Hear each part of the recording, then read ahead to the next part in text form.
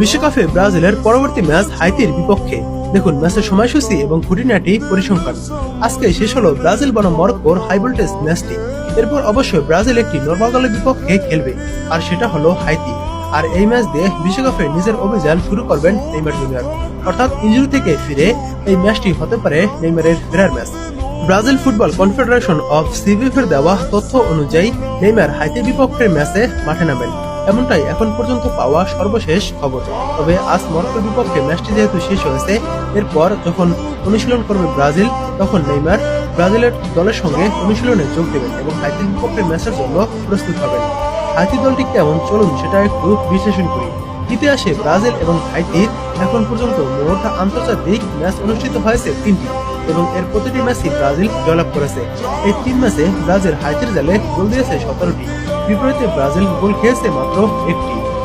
প্রথমবার 21 এপ্রিল 1974 আন্তর্জাতিক প্রীতি ম্যাচে দেখা হয় ব্রাজিল ও হাইতির, তখন 4-0 গোলে ব্রাজিল জয় পায়।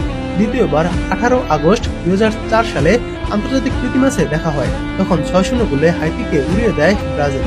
এরপর শেষবার দেখা হয় 8 জুন 2016 কোপা আমেরিকার ম্যাচে, তখন ব্রাজিল 7 গোলে হাইতিকে হারায়। হাইতির প্রত্যাবর্তন। দীর্ঘ 52 বছর পর হাইতি বিশ্বকাপের মঞ্চে ফিরেছে। তাদের সর্বশেষ বিশ্বকাপ অংশগ্রহণ ছিল 1974 সালে। হাইতি তাদের ঐতিহাসিক যাত্রার কনকাকাফ অঞ্চলের বাছাই পর্ব পেরিয়ে বিশ্বকাপে জায়গা করে নিয়েছে। হাইতি তাদের বিশ্বকাপের গ্রুপ সিতে ব্রাজিল ছাড়াও স্কটল্যান্ড এবং মরক্কোর সাথে খেলবে। এই ম্যাচটি ব্রাজিলের জন্য যেমন তাদের স্বাভাবিক আধিপত্য বজায় রাখার সুযোগ, তেমনি হাইতির জন্য একটি বড় সুযোগ বর্গলের বিপক্ষে নিজেদের সামর্থ্য প্রমাণের জন্য।